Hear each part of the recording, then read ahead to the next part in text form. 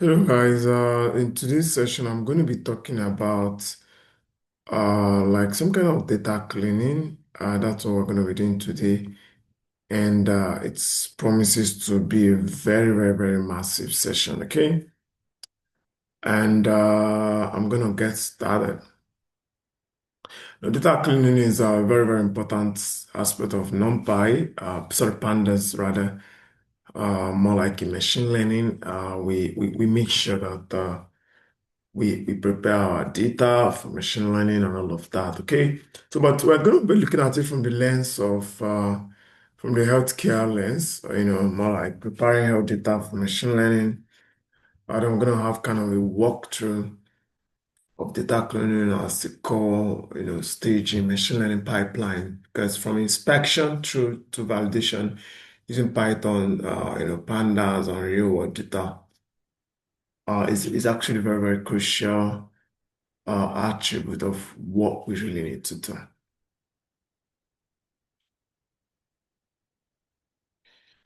And to get going, why is data cleaning critical, right? Real world health data is inherently imperfect, okay? So what I mean by that is there are tendencies that some of the data sets that are going to get is going to contain some limitations, okay? And surveillance records arrive with gaps, lab results. Some of these lab results contains transcription errors and field collected data sets carry some kind of inconsistent formatting. All right. And so because what the computer does is more of a kind of garbage in, garbage out.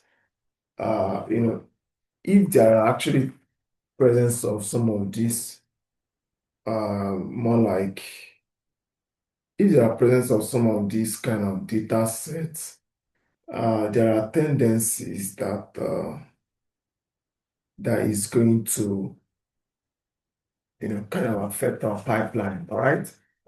So if there is an erroneous data, it's one that is going to, impact on our pipeline. Okay.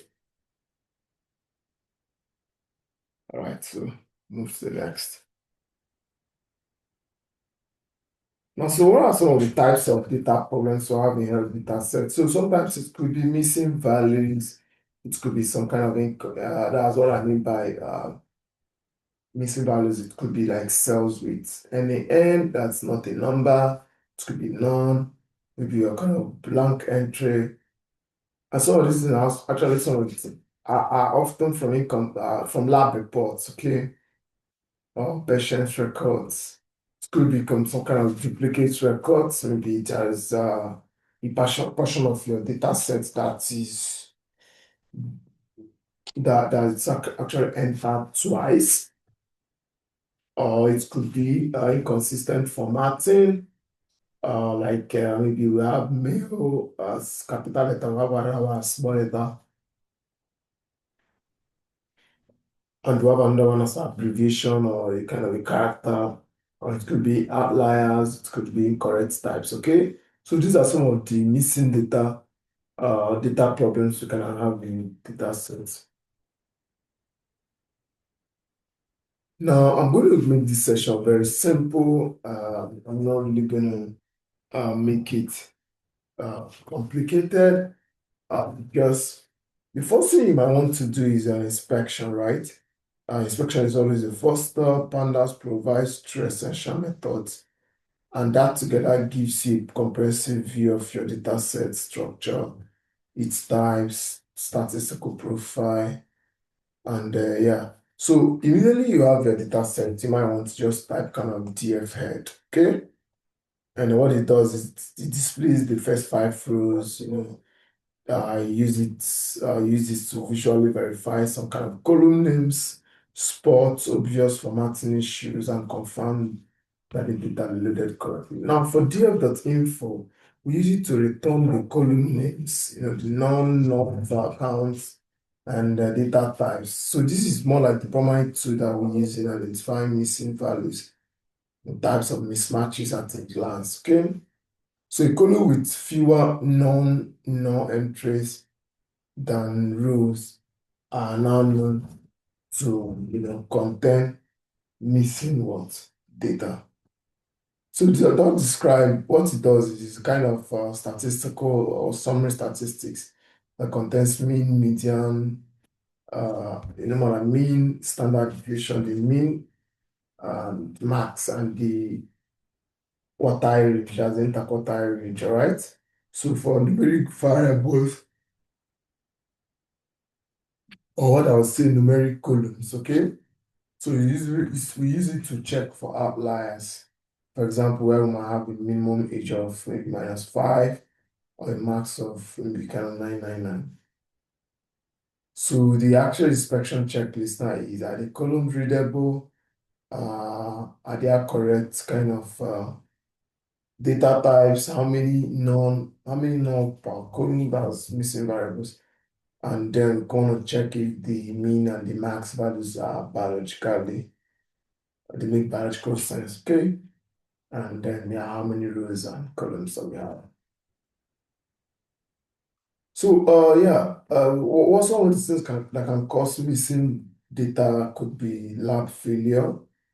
Yeah, because when we talk about missing data, they carry information about the data collection process itself. Okay, so it's important that we know that in antimicrobial resistance and neglected charcoal disease, missingness often has specific identifiable cause that should inform how we handle it. Okay, that's the strategy we use in cleaning it up. So sometimes could be lab failures, antimicrobial resistance may fail due to contamination and or maybe equipment malfunction or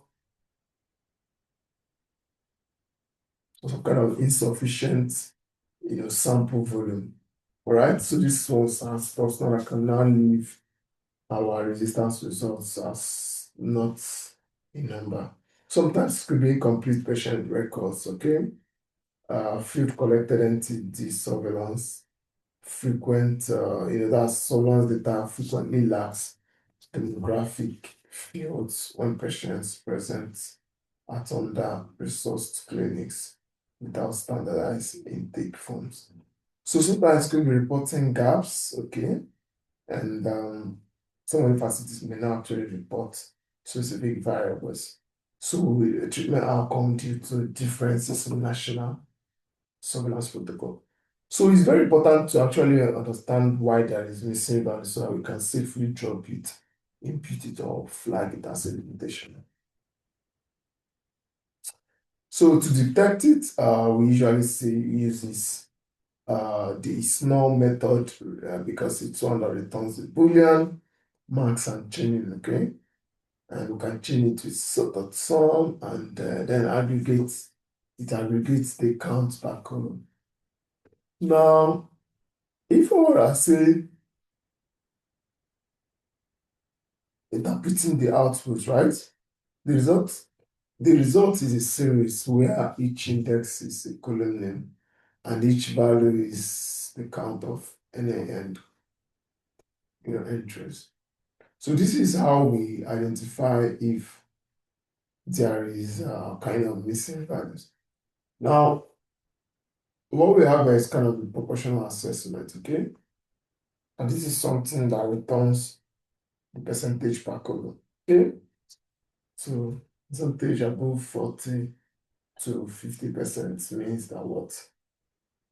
More like they are actually often candidates for removal than reputation. So strategies for handling missing data. It could be for us to drop the rows, and that's usually more appropriate whenever the data is sparse. Okay, that means it's not really that variable, and then randomly distributed. Maybe it preserves all the features, but reduces the what the sample size. Now, drop columns is appropriate when an entire feature is mostly empty. All right. So, whereas imputation is appropriate when the feature is important and missingness is moderate. So, fill it with mean omitted. So, we're going to actually show some of these strategies in action and how we can actually get the maximum benefit out of it. So this is actually a clear formula of how to drop it. You create a data frame, can do data.clean, df.drop NA, okay? And that's the syntax. And this is the dfna method removes rows or columns, right? Containing non-values. So it rather behaves, its behavior is controlled specifically by the axis parameter. So we can actually see all of this. Each time we use axis equals to 1, that's when it's based on columns, or columns equal to whatever. And for this part, we have drop rows if specific column is none. And this is where we can do it, okay? All right. So it has a lot of impact on the data set because dropping rows aggressively can significantly reduce your training set and all of that. So as you said that last time, you have to check it very well and also understand that you must still need to fill those missing values, right?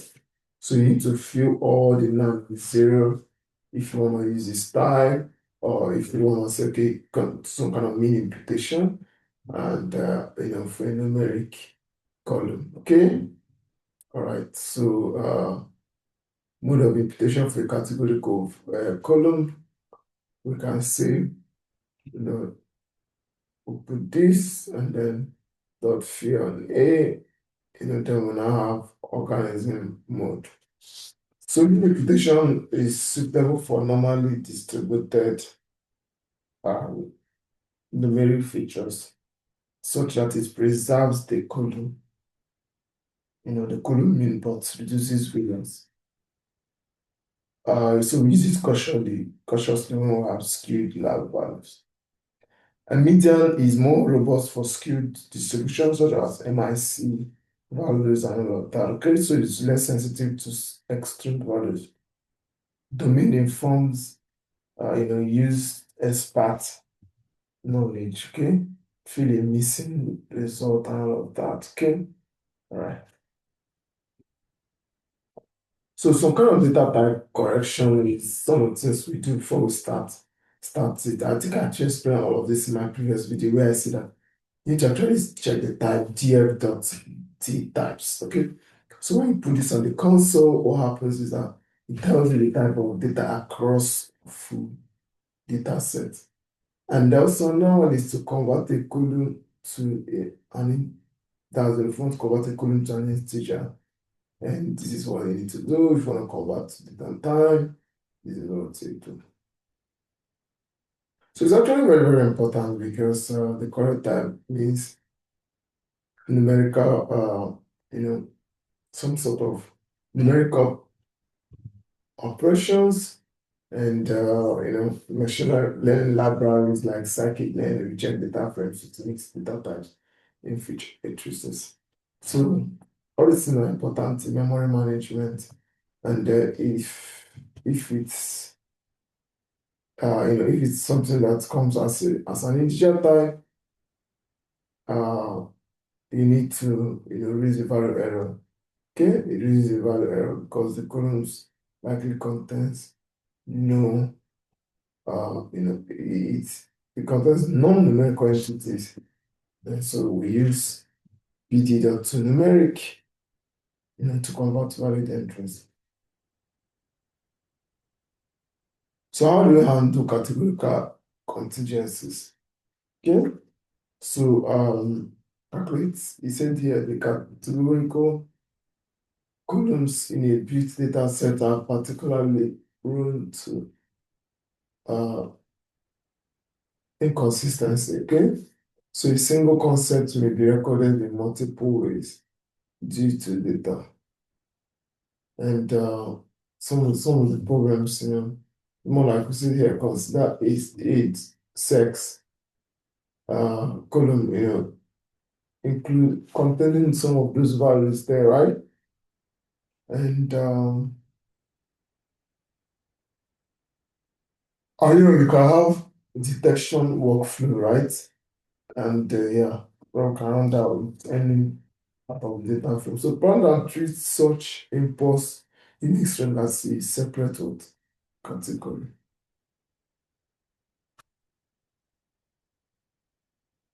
So to standardize our text, just like as I talked about it since today, we need to use the dot string dot lower. And for stripping, we want to remove unwarranted spaces inside of the data frame or inside of that's the list of cells. And this is also the formula we need to use. And then lowercase, uppercase. So lowercase is more like dot string dot lower. Okay, it helps in collapsing what the the user is doing. Okay, all right. So we also remove duplicates. The duplicate is also the method, and yeah, so we remove all of that, and then so we check outliers by df.describe. It helps us to check. So outliers in your data may represent, kind of genuine rare cases and all of that, and or data entries. So dictionaries and yeah, have abnormal, entries, biological plausibility and all of that. So column renaming for clarity also, that's also another thing we do perform. We change our column and yeah, this is a very clear example for readability, collaboration, and debugging. So for feature creation during cleaning, how do we do that? You can decide to assign something to a task, and then you wrap it up with dot as type int and categorical age into bins as well. Or this is also it, and then extract your data. So yeah, so this is just like a kind of clean pipeline that that would still work with maybe at some point, and then data cleaning should be helped by social pipeline and all of that. So I just need the coordinates, away coordinates, and and maybe uh, they will help very well. Okay. So those are actually the things that helps in data cleaning. You need to coordinate it well, make sure you inspect the text correct, and verify. So, like we said, it's the foundation of machine learning.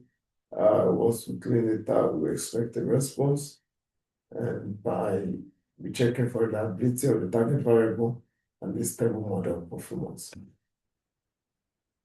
So actually, some of these are what we need to do in pandas for data cleaning.